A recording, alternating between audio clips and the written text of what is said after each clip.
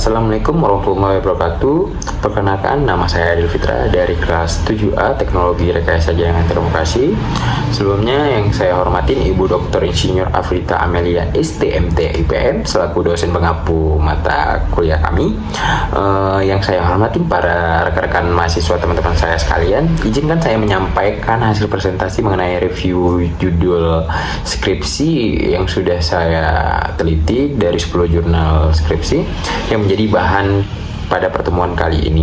Nah, pada kesempatan ini saya akan memaparkan inti dari setiap jurnal secara struktur yang meliputi apa yang dilakukan dalam penelitian tersebut, mengapa penelitian itu dilakukan, bagaimana metode atau proses penelitiannya, apa manfaat dari penelitian tersebut, apa hasil pengujian, dan terakhir serta kelebihan dan kekurangannya.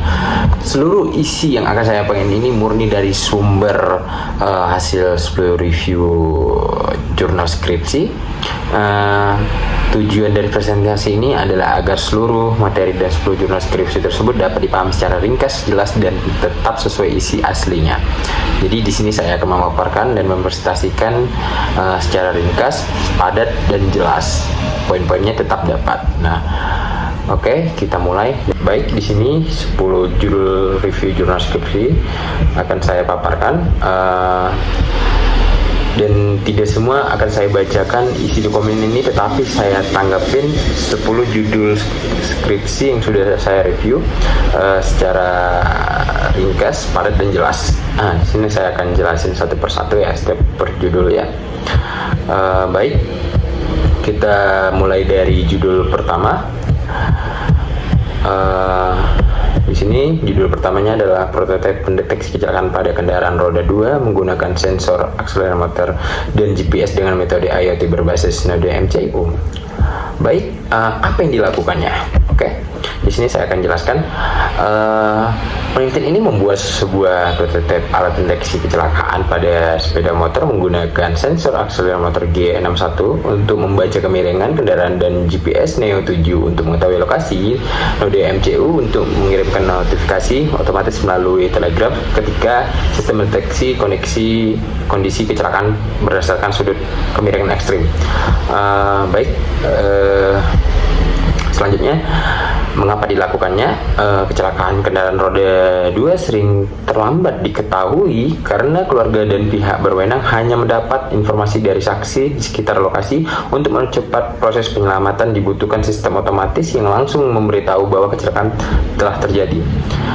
Selanjutnya ada bagaimana dilakukannya. Node MCU membaca data kemiringan dan lokasi lalu membandingkannya dengan ambang yang telah ditetapkan. Jika kemiringan berada pada 80-90 derajat, sistem mengirimkan pesan otomatis ke telegram berisi lokasi kejadian. Yang selanjutnya ada manfaat.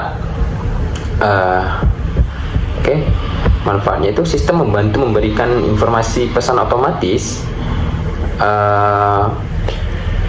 informasi kecelakaan secara cepat, mempercepat proses evakuasi, serta memudahkan pelacakan posisi kendaraan oleh keluarga atau polisi. Lanjut, hasilnya itu sistem berjalan dengan baik, dapat mengirimkan pesan otomatis dan diterima baik oleh pengguna dengan tingkat kepuasan 84%. Kelebihannya, mudah digunakan, akurat, dan bisa mengirimkan ke banyak pengguna Telegram.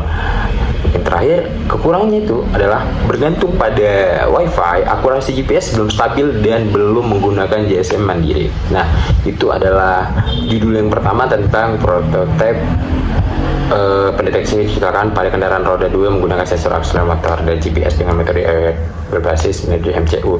Di sini saya tidak akan membacakan semuanya, tetapi akan saya paparkan secara padat, ringkas, dan jelas. Lanjut dengan 2 itu ada sistem pengaman pada smart traktor menggunakan sensor GPS berbasis IoT. Apa yang dilakukannya?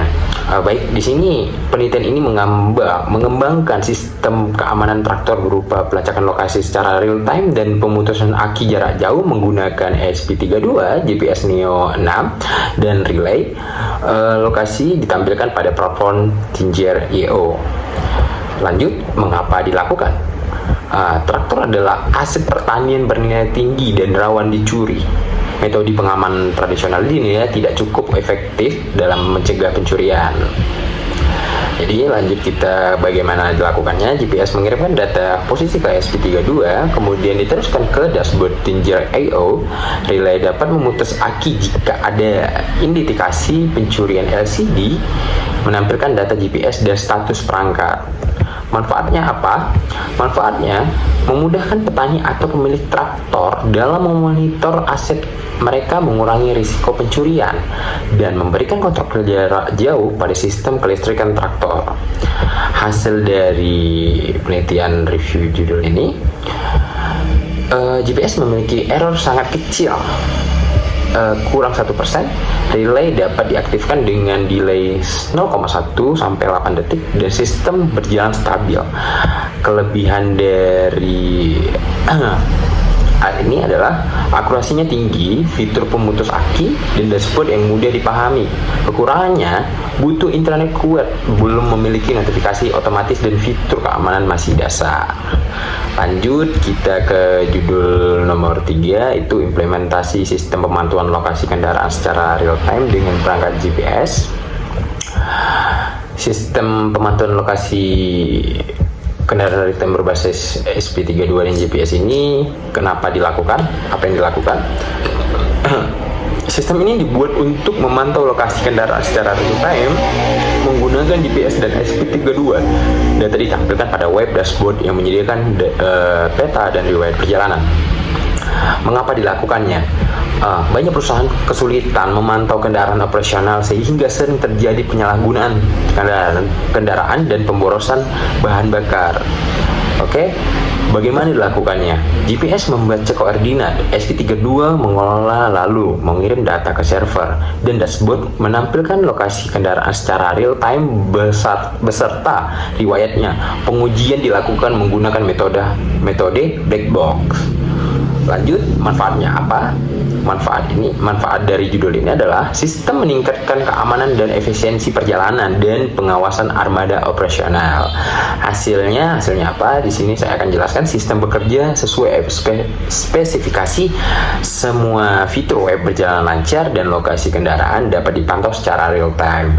Kelebihannya apa? Kelebihannya itu real time dapat diakses dari mana aja dan menyajikan data riwayat. Nah, tapi ada kekurangan. Kekurangannya itu apa? Bergantung pada GPS dan sinyal internet. Oke, kita lanjut. Itu ada implementasi aplikasi berbasis teknologi IoT pada perangkat tracking dan kendali kendaraan. Lanjut saya jelasin ya, apa yang dilakukan terhadap implementasi aplikasi IoT untuk tracking dan kendali kendaraan. Penelitian ini membuat sistem pelacakan lokasi serta pengendalian kendaraan jarak jauh seperti mematikan dan menghidupkan motor menggunakan aplikasi Android. Sistem ini menggunakan GPS, Meet app, Inventor, ThinkSpeak, dan Relay. Lanjut, mengapa dilakukannya? Pencurian kendaraan meningkat dan pemilik membutuhkan sistem yang dapat memantau serta memutus kontak motor dari jauh. Nah, sebenarnya hampir sama semua ya mengapa dilakukannya terhadap setiap judul itu, karena konteksnya sama ya, sama-sama GPS ya, agar tidak kehilangan atau bisa kita tracking dari semua hasil review yang sudah saya review. Oke, lanjut lagi, bagaimana dilakukannya? GPS membaca lokasi, dikirim ke ThinkSpeak, aplikasi menampilkan map. Selanjut dia ke pengguna dapat menyalakan atau mematikan motor melalui relay. Sistem juga dapat mengirimkan notifikasi email. Terus manfaatnya apa? Membantu pemilik kendaraan mengurangi risiko pencurian dan memantau motor tanpa perangkat khusus lainnya. Lanjut, hasilnya akurasi GPS sangat baik. Relay dapat bekerja sehingga jaraknya itu 141 km, sangat jauh, dan aplikasi itu stabil. Nah, di sini baik lagi kelebihannya apa? Fitur kendali jarak jauh, GPS-nya akurat dan platformnya gratis. Tapi ada kekurangannya, update lokasi lambat sampai 15 detik tergantung internet dan hanya mendukung satu kendaraan. Oke. Kita lanjut lagi ke judul yang kelima, itu rancang bangun alat pendeteksi kecelakaan pada sepeda motor berbasis Node MCU. Apa yang dilakukan? Penelitian ini merancang alat pendeteksi benturan dengan sensor getar SW420 yang mampu mengenali guncangan keras sebagai tanda kecelakaan. Mengapa dilakukannya? untuk menyediakan alat yang sederhana, murah, dan dapat mendeteksi potensi kecelakaan tanpa saksi di lokasi. Terus bagaimana dilakukannya? Sensor getar membaca intensitas guncangan, node MCU memproses data berdasarkan ambang getaran tertentu, dan sistem memberikan indikasi kecelakaan. Manfaatnya apa? Mendeteksi awal kejadian kecelakaan dan meningkatkan keselamatan pengendara. Hasilnya itu sensor mampu membaca guncangan dengan baik dan sistem bekerja stabil. Nah, balik lagi, kelebihannya apa? Murah, mudah dipasang, dan responsif. Kekurangannya ada juga tidak ada GPS dan notifikasi serta rawan false alarm. Lanjut kita yang keenam. Kita di sini ada judul apa yang keenam? Sistem deteksi perpindahan kendaraan bermotor berdasarkan data GPS dan sensor AMU menggunakan naive bias. Oke, apa yang dilakukannya? Penelitian ini menggunakan sistem mendeteksi apakah kendaraan diam atau bergerak menggunakan GPS Neo 6M, sensor akselerometer J61, dan algoritma naive bias. Sistem dapat mengirim SMS dan memutus arus kendaraan secara otomatis. Terus mengapa dilakukannya? Alarm konvensional sering memberikan false alarm dan kurang akurat dalam mendeteksi gerakan kendaraan secara nyata. Terus bagaimana dilakukan? Arduino memproses data GPS dan akselerometer, mengklasifikasi dengan naive bias, lalu mengirimkan SMS lewat SIM 800L dan memutus arus kendaraan ketika terdeteksi perpindahan ilegal. Manfaatnya itu memberikan deteksi perpindahan yang jauh lebih akurat dibandingkan alarm getar. Hasilnya apa? Hasilnya di sini ada akurasi GPS itu 99,99%, akurasi sensor EMU-nya itu ada 87,68%, akurasi naive bias-nya itu ada 90,48%. Semua modul berfungsi baik. Kelebihannya apa? Kelebihannya itu akurasi tinggi dan memiliki fitur auto cut off. Tapi ada kekurangannya itu apa? Masih memakai SMS, tidak aplikasi, dan uji coba berskala kecil. Lanjut kita di review jurnal, judulnya itu deteksi lokasi kendaraan menggunakan GPS dan GSM berbasis microcontroller. Oke. Ini yang ketujuh, apa yang dilakukannya? Membangun sistem tracking dengan GPS SP32 atau 8266 dan komunikasi GSM atau Wi-Fi. Sistem mencakup dashboard dengan fitur login, CRUD, peta digital, dan multi-device. Mengapa dilakukannya? Pelacakan via SMS tidak memiliki database, tidak bisa membantu atau memantau banyak kendaraan sekaligus, dan tidak real time. Lanjut, bagaimana dilakukan? GPS mengirim koordinat ke SP memproses, lanjut dia ke servernya menyimpan, lanjut lagi dia ke webnya menampilkan lokasi kendaraan. Pengujian mencakup kecepatan modul, stabilitas database, dan fungsi dappilan. Terus manfaatnya apa? Memudahkan pemantauan banyak kendaraan secara terpusat. Hasilnya apa? Semua fitur berjalan baik. SP8266 lebih cepat, SP32 lebih hemat daya. Nah, balik lagi ada kelebihan dan kekurangan. Kelebihannya apa? Dashboard lengkap, multi kendaraan, dan API fleksibel. Kekurangannya itu tidak ada fitur relay alarm, tergantung internet, dan web belum responsif sepenuhnya. Kita lanjut ke review deskripsinya, itu ada sistem pemantauan dan pengingat waktu perawatan kendaraan berbasis Android. Nah, di sini ada pemantauan dan pengingat ya. Apa yang dilakukannya? Membuat aplikasi Android yang dapat mengingat jadwal servis kendaraan, mencatat riwayat perawatan, dan memberikan notifikasi otomatis. Mengapa dilakukannya? Banyak pemilik kendaraan lupa servis sehingga perawatan memiliki jadi tidak teratur dan memicu kerusakan besar. Bagaimana dilakukannya? Aplikasi Android Studio dengan Freebase, pengguna memasukkan riwayat servis. Aplikasi menghitung estimasi servis berikutnya dan mengirim notifikasi. Manfaatnya itu apa? Membantu menjaga kendaraan tetap optimal dan memperkecil risiko kerusakan. Hasilnya apa? Semua fitur berjalan baik dan sinkronisasi Firebase stabil. Balik lagi ada kelebihan dan kekurangan. Kelebihannya itu mudah digunakan dan real time. Kekurangannya belum terhubung langsung dengan kendaraan fisik. Kita lanjut ke judul nomor 9. Itu apa? Sistem monitoring mobil rental menggunakan GPS. Nah, sudah banyak di sini mobil rental menggunakan GPS agar tidak hilang ya. Terus apa yang dilakukannya?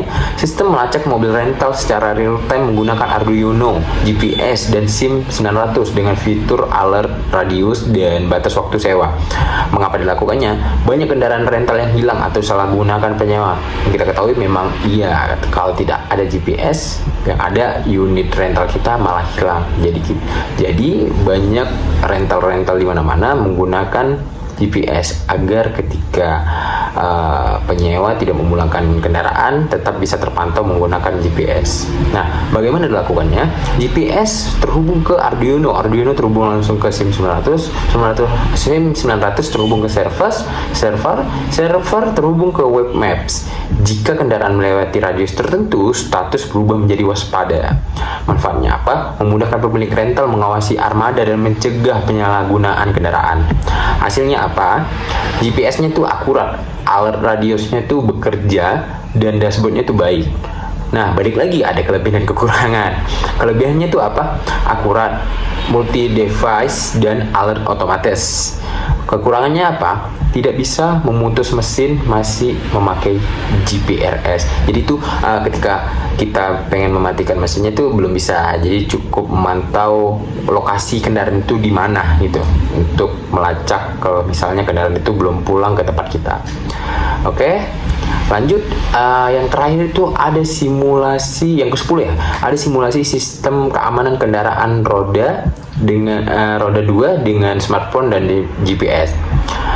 Apa yang dilakukannya? Membuat simulasi sistem keamanan motor dengan fitur starter, kontak, alarm, klakson, dan tracking GPS menggunakan node MCU, sensor getar, relay, dan aplikasi smartphone. Mengapa dilakukannya? Untuk memberikan sistem keamanan tambahan karena fitur bawaan motor tidak cukup dalam mencegah pencurian. Bagaimana dilakukannya? Aplikasi mengirimkan perintah ke server, lanjut dia ke node MCU, mengeksekusi melalui relay, buzzer, dan GPS, lanjut ke sensor getar memicu alarm. Manfaatnya apa? Motor dapat dikontrol penuh dari smartphone dan posisi dapat dipantau kapan saja. Nah, hasilnya apa? Semua fungsi berjalan baik termasuk kontak, klakson, alarm, dan GPS. Dan balik lagi kelebihan dan kekurangannya itu. Kelebihannya itu apa? Fiturnya itu lengkap dan mudah dikembangkan. Kekurangannya itu apa? Masih simulasi, sangat bergantung pada internet.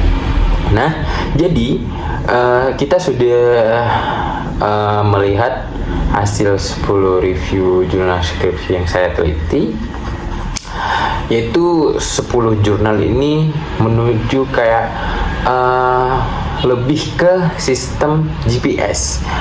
Jadi dia masa-masa sekarang ada yang meletakkan GPS-nya kendaraan, mau itu sepeda motor, mau itu mobil, semua kalau bisa udah menggunakan GPS. Jadi ketika kehilangan atau disalahgunakan kita bisa pantau. Baik, mungkin itu saja yang bisa saya paparkan tentang 10 review jurnal skripsi yang sudah saya paparkan tadi mengenai judul besar itu GPS, dan setiap 10 judul itu berbeda-beda konteksnya penggunaan GPS-nya. Kalau ada perkataan yang salah mohon dimaafkan. Wabillahi taufiq wal hidayah. Wassalamualaikum warahmatullahi wabarakatuh.